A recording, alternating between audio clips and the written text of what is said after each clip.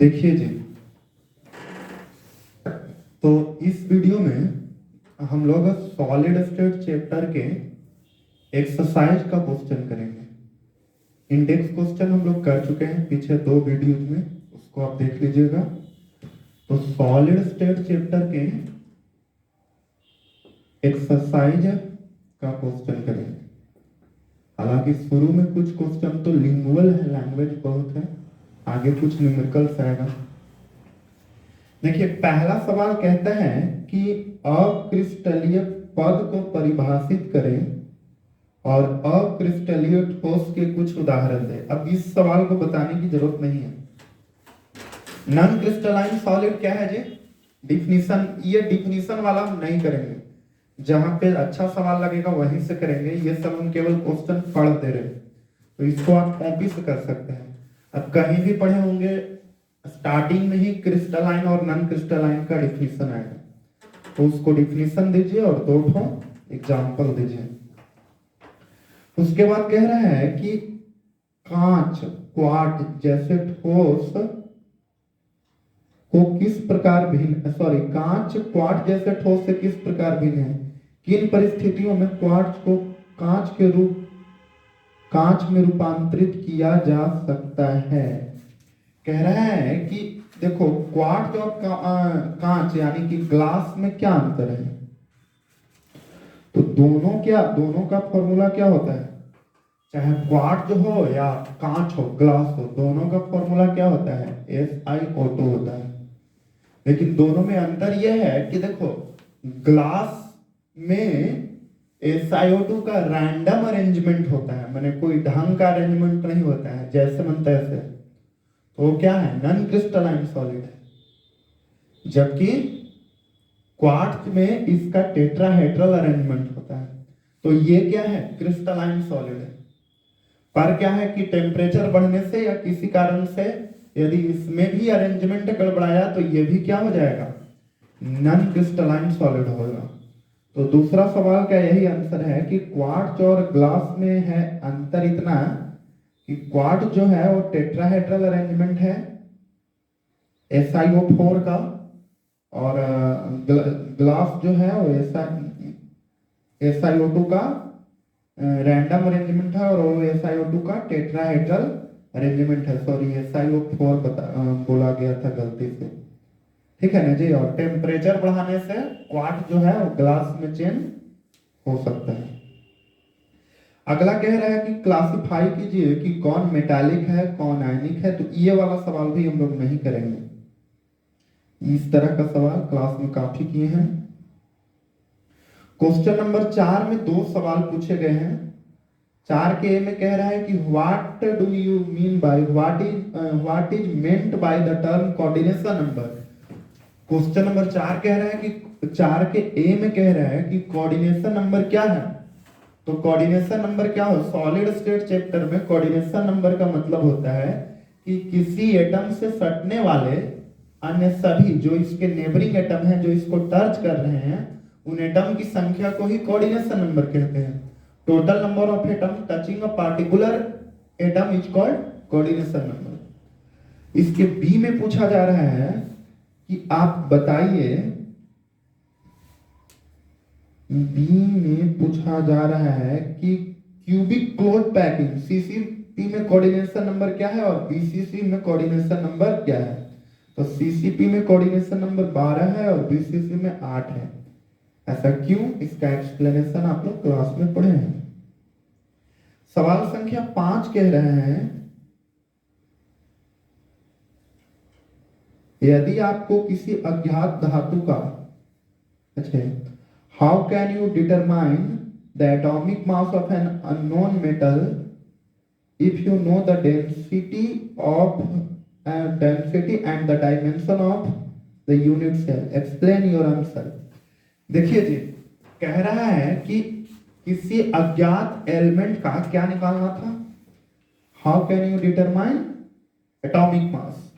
तो कैसे निकाल सकते हैं? तो ये फॉर्मूला को ना आपको प्रूव कर देना है। रो बराबर n गुने मोलर मास और Na तो इसको जहां पे प्रूव किए हैं क्लास में वहां से देख के प्रूव कर दीजिए, याद होगा। तो ई फॉर्मूला को प्रूव कर देना है, क्योंकि कह रहा है सवाल कि एज लेंथ पता है और डेंसिटी दिया हुआ है, तो उसका आप कैसे मोलर मास निकाल सकते हैं, तो इसी फॉर्मूला द्वारा निकाल सकते हैं। इसको आप प्रूव कर दीजिए, ठीक है। क्वेश्चन नंबर 6 कह रहा है कि stability of A crystal is reflected by the magnitude of the melting point. Question number 6 कह रहा है कि कोई भी क्रिस्टल कितना ज्यादा स्टेबल है, इस बात का पता उसके मेल्टिंग पॉइंट के देखने से लगाया जा सकता है। जैसे मान लीजिए दो सब्सटेंस है ए बी, इसका मेल्टिंग पॉइंट यदि ज्यादा है और इसका कम है, तो स्वाभाविक सी बात है कि ये ज्यादा स्टेबल रहा होगा, ठीक है। ऐसा सवाल का कहना है। अब आगे कुछ कंपाउंड्स दिए हुए हैं और बोल रहा है क्वेश्चन में कि collect the melting point of water, ethyl alcohol, di ethyl ether, methane from the data book. What can you say about the intermolecular force of attraction between the molecule. देखिए हम लोगों को डाटा बुक में जाने की जरूरत नहीं है, हम लोग खुद ऐसे ही दिमाग लगा के बना सकते हैं। कंपाउंड क्या है, वाटर है, इथाइल अल्कोहल है, डाई इथाइल ईथर है और मीथेन है, ठीक है। वाटर है, इथाइल अल्कोहल है और डाई इथाइल ईथर है और क्या है जी, मीथेन है। तो देखो जी, इसमें से किसका बॉइलिंग पॉइंट ज्यादा रहा होगा, सॉरी किसका मेल्टिंग पॉइंट ज्यादा रहा होगा, ये हम लोग कैसे पता लगाएंगे। तो देखिए जिसके मॉलिक्यूल के बीच ज्यादा मजबूत अट्रैक्शन लगेगा उसका मेल्टिंग पॉइंट ज्यादा रहा होगा। तो ये क्या है, ये दोनों कंपाउंड में हाइड्रोजन बॉन्डिंग कार्य करेगा। हाइड्रोजन बॉन्डिंग क्या होता था, बाकी जो मतलब पोलर मॉलिक्यूल है उसमें डाइपोल डाइपोल इंटरेक्शन लगता था, और डाइपोल डाइपोल इंटरेक्शन की तुलना में ये एक मजबूत बॉन्ड है, हाइड्रोजन बॉन्डिंग। देखिए यहां पे लिखा हुआ है,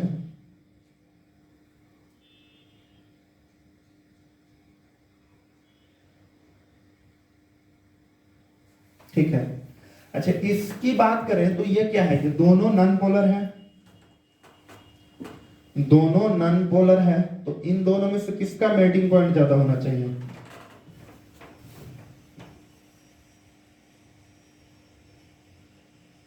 क्या है, यहाँ पे डाटा बुक है मेरे पास 273, 158, 100 और इसका ठीक है। देखिए यहाँ पे आप कैसे लगाइएगा, हम वो डाटा बुक में इनका मान देख रहे थे, लेकिन आप जब सवाल बना रहे होंगे तो आपके पास डाटा बुक होगा नहीं। तो इन दोनों में यदि आप कंपेयर करें, सबसे पहले क्या है कि यदि हम आपको समझाने के लिए इसको ABCD लिखते हैं, तो इतना तो अंडरस्टूड है कि जो A और B ऑप्शन है वो C और D वाले से ज्यादा स्ट्रॉन्गली बने होंगे, यानी कि उसका मेल्टिंग पॉइंट जो है वो इन दोनों से ज्यादा होगा। क्यों, क्योंकि उनमें हाइड्रोजन बॉन्डिंग है। हाइड्रोजन बॉन्डिंग का कंडीशन क्या था, तो जिसमें भी OH बॉन्ड रहता था, NH बॉन्ड रहता था या FH बॉन्ड रहता था, वे हाइड्रोजन बॉन्ड बनाते थे। अब इनकी बात करें तो ये दोनों के दोनों क्या हैं, नॉन पोलर हैं, तो दोनों में क्या लगेगा, मतलब डिस्पर्सन या लैंड ऑन फोर्स लगेगा। पर फिर भी इनकी यदि क्रम निकालने की कोशिश करें तो वांडर वाल फोर्स जो है वो डायरेक्टली प्रोपोर्शनल टू क्या होता था, मॉलिक्यूलर मास। जिसका अनुद्रव्यमान ज्यादा होता था उसमें वांडर वाल फोर्स ज्यादा लगते थे। तो इन दोनों में कौन किस में ज्यादा लगेगा, सी में, मतलब सी में ज्यादा लगेगा और डी जो है वो लास्ट में आएगा। अब ए और बी में यदि हम तुलना करें तो ए में जो है वो हाइड्रोजन बॉन्डिंग ज्यादा कस के लगेगा। छोटे मॉलिक्यूल्स में इसमें क्या है जी, इसमें दोनों साइड से OH बॉन्ड है और इसमें एक साइड से OH बॉन्ड है, तो दोनों में हाइड्रोजन बॉन्डिंग है पर इसमें ज्यादा हाइड्रोजन बॉन्डिंग लगेगा। तो ओवरऑल जो मेल्टिंग पॉइंट का क्रम निकल कर आएगा वो क्या होगा, सबसे ज्यादा ए का, तब बी का, तब सी का, तब डी का, सेम ही आ गया। तो इस ऑर्डर में इसका मेल्टिंग पॉइंट होगा, गलनांक होगा, तो इसी ऑर्डर में इसका क्या होगा, स्टेबिलिटी। समझ गए? आप फिर से पीछे से बैक करके देख लीजिए, दोबारा समझाने की जरूरत नहीं है यदि नहीं समझ में आया होगा तो। आगे सवाल है, अगला सवाल,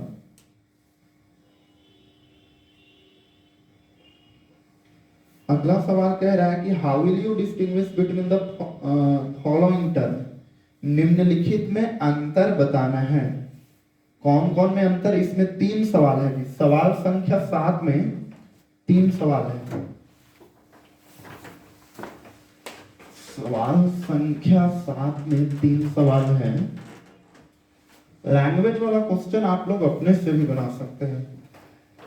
देखिए 7 के पहला में कह रहा है कि आपको डिफरेंस बताना है हेक्सागोनल क्लोज पैकिंग और क्यूबिक क्लोज पैकिंग। 7 के पहला में कह रहा है कि आपको HCP और CCP में डिफरेंस बताना है। तो क्या क्या डिफरेंस हो सकता है, क्या क्या type of packing, packing efficiency, coordination number तो दोनों का सेम ही होता है, type of void, percentage of void, ये सारा बात आप लिख दीजिए।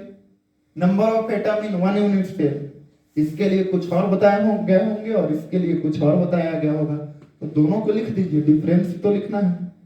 ठीक है, लिख लेंगे।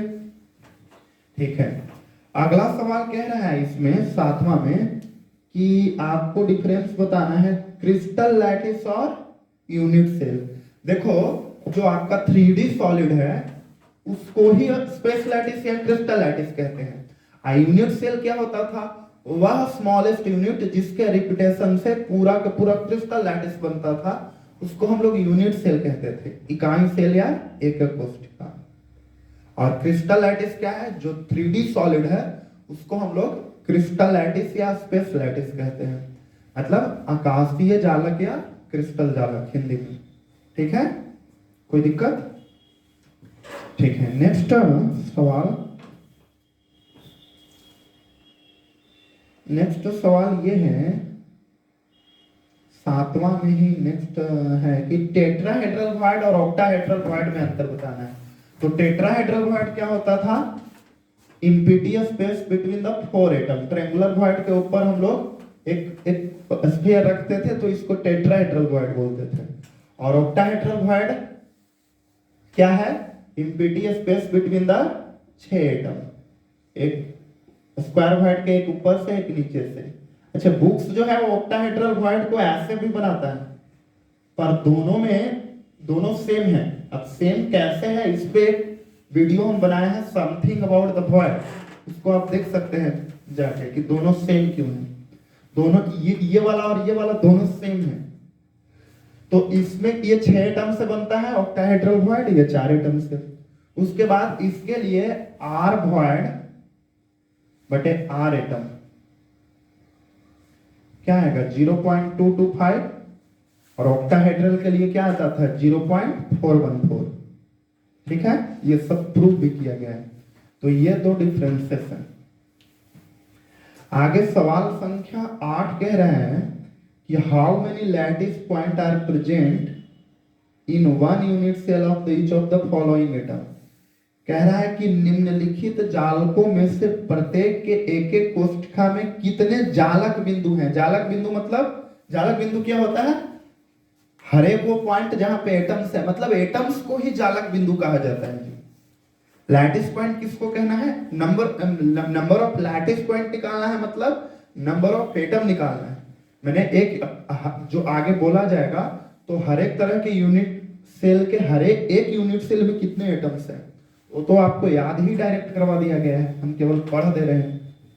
पहला है क्या, फलक केंद्रित घनीय FCC। तो FCC में क्या आंसर होगा, FCC में आंसर 4 आएगा। फलक केंद्रित चतुर्थ कोणीय, इसमें भी 4 आएगा। अंतः केंद्रित, अंतः माने बॉडी सेंटर, इसमें 2 आएगा।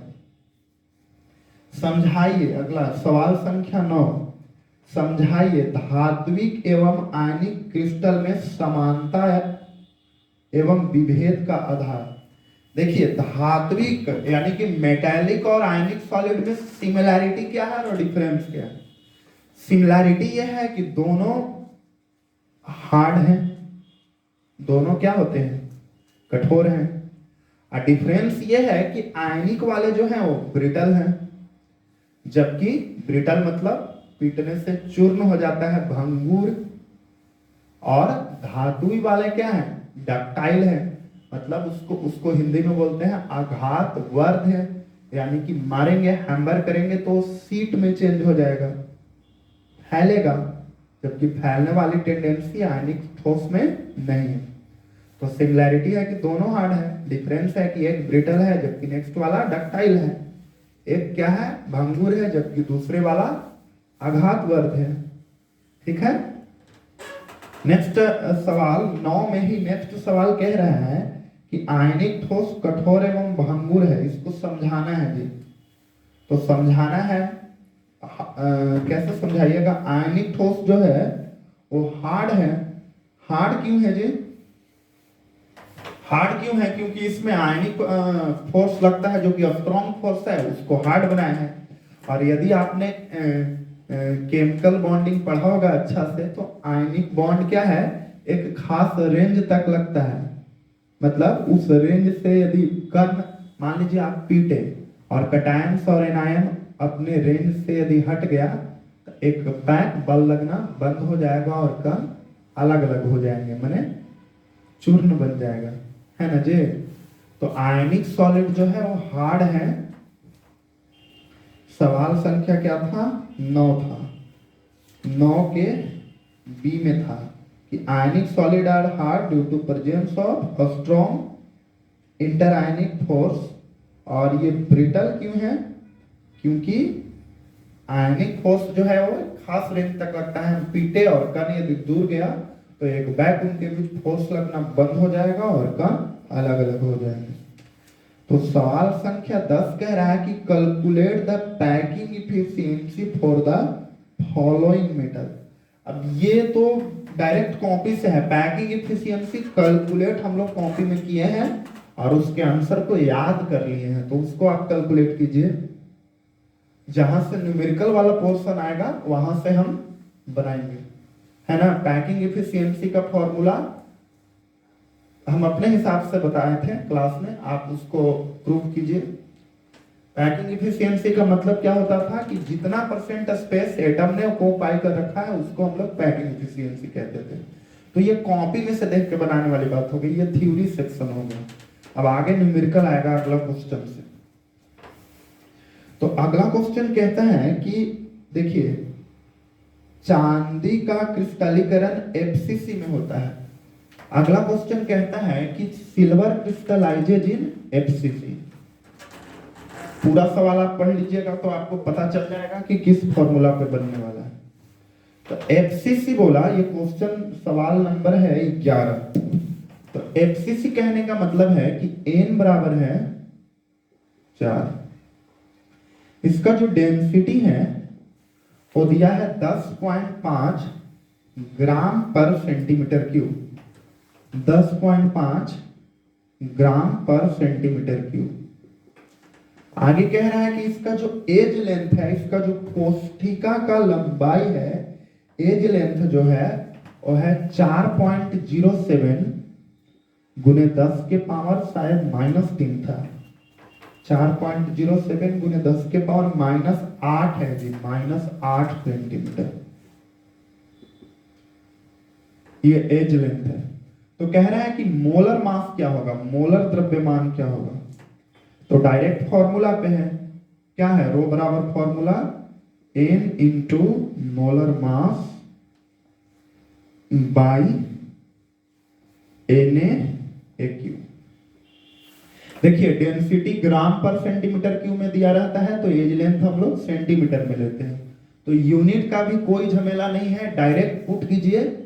Na क्या था, एवोगाड्रो नंबर, और Na का मान क्या है 6.022 गुने 10 के पावर 23। तो यहां पे मोलर मास बराबर क्या आ जाएगा, मोलर मास बराबर हो जाएगा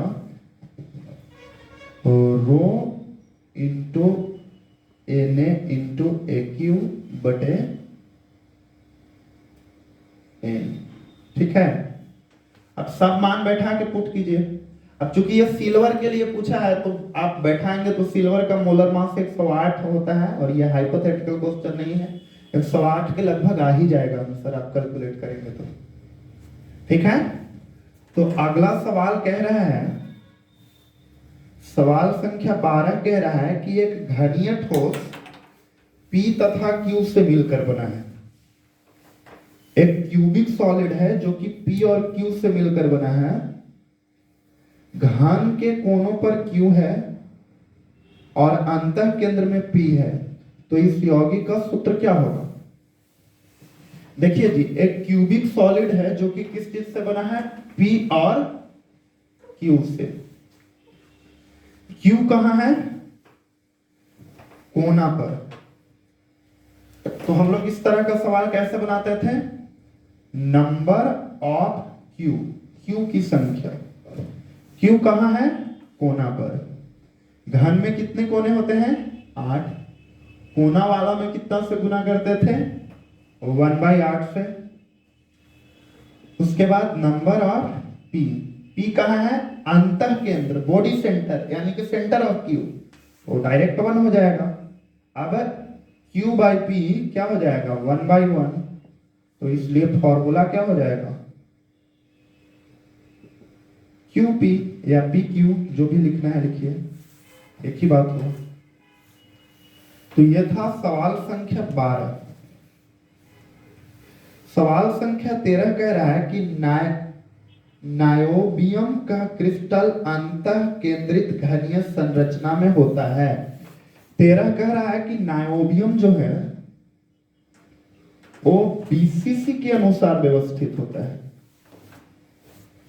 नायोबियम जो है वो बीसीसी के अनुसार व्यवस्थित होता है। तो इसका मतलब क्या हुआ? यहां से हमको मिलेगा n, number of atom in unit cell, मतलब फॉर बीसीसी। बीसीसी के लिए हमने क्या प्रूफ कर रखा है? n का मान क्या होता है? 2। आगे कह रहा है कि इसका घनत्व 8.55 ग्राम पर सेंटीमीटर क्यूब है। इसका जो डेंसिटी है 8.55 बोला, देख लेते हैं जाके, ग्राम पर सेंटीमीटर क्यूब है, और जो मोलर मास है, मोलर द्रव्यमान, वो है 93 म्यू। ठीक है, 8.55। ठीक है, हाँ।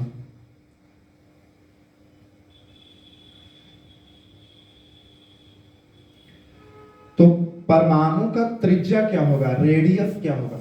रेडियस क्या होगा? रेडियस बराबर व्हाट? कैसे प्रूव होगा? तो देखिए जी, ग्राम पर सेंटीमीटर क्यूब हो गया, चलो ठीक है।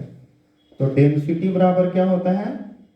n into molar mass Na AQ। तो यहां से हमको देखिए A यदि हम निकाल लेते हैं A, तो रेडियस निकल जाएगा। कैसे? क्योंकि BCC के लिए A बराबर क्या था? A बराबर क्या था? 4/√3r था।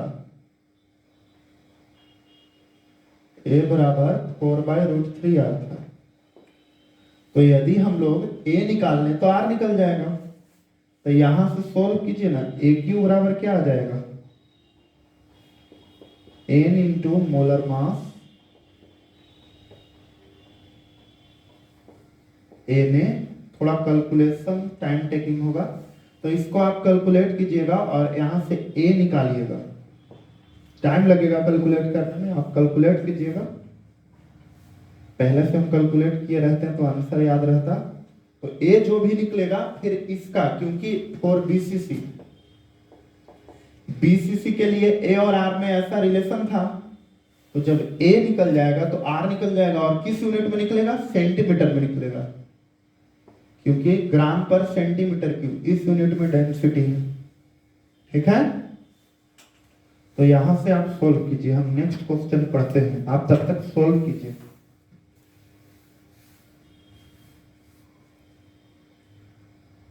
14 क्वेश्चन कह रहा है कि यदि अष्टफल की रिक्तिका का त्रिज्या r है तथा गोला का त्रिज्या कैपिटल R है, तो देखिए 14 क्वेश्चन डायरेक्ट आपके कॉपी में मिल जाएगा। 14 क्वेश्चन में प्रूव करना है कि कोई ऑक्टाहेड्रल वॉइड है, ऐसे हम ऑक्टाहेड्रल वॉइड को इस वे में बनाते थे। इसमें यदि कोई हम एटम डाल दें, इसके वॉइड में कोई एटम डाल दें, यहां पे हम कोई एटम डाल दें, तो इस वाले एटम का जो रेडियस है ये छोटा r है और बाहर वालों का जो रेडियस है वो बड़ा r है। तो ये छोटा r और बड़ा r में संबंध क्या है? तो छोटा r बटे बड़ा r बराबर प्रूफ कीजिए। आपको प्रूफ करवाया हुआ है कॉपी में, कितना आएगा? 0.414 आएगा। तो इसको आप प्रूफ कीजिएगा, यही संबंध है। ये तो थ्योरी सेक्शन से हो गया, डायरेक्ट आपको नोट्स में मिल जाएगा, ये प्रूफ किया हुआ है। तो ये तो न्यूमेरिकल है नहीं कि हम बनाए, ठीक है। यदि कोई नहीं पढ़े होंगे कि इसको कैसे प्रूफ किया गया है तो आप बताना कमेंट करके, हम फिर इसको सोल्व कर देंगे, दोबारा वीडियो बना देंगे इस पे। तो अगला जो सवाल है, सवाल संख्या 15 कहता है, 15 तक ही हम लोग सवाल बनाएंगे क्योंकि ये काफी लंबा हो गया होगा वीडियो, 26 मिनट अब तक हो गया। चलिए 15 तक बनाते हैं इस वीडियो में। तो 15 सवाल कह रहा है कि कॉपर FCC जालक के अनुसार है और कोर की लंबाई है 3.61 गुने 10 के पावर -8 सेंटीमीटर। देखिए जी,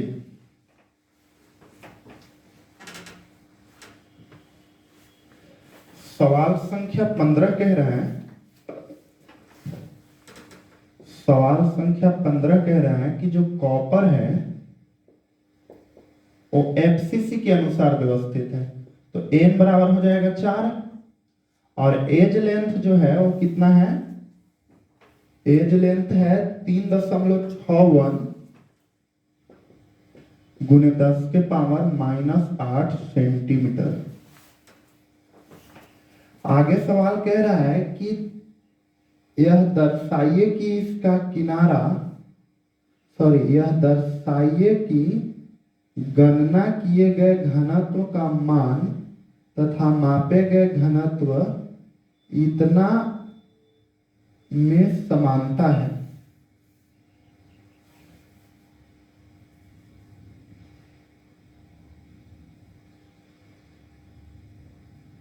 ठीक, कह रहा है कि देखिए इसके लिए एक्सपेरिमेंटल डेंसिटी का जो आंसर दिया हुआ है वो इतना है, कितना है?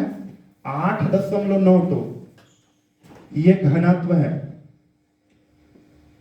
ग्राम पर सेंटीमीटर क्यूब यूनिट में, ग्राम पर सेंटीमीटर क्यूब।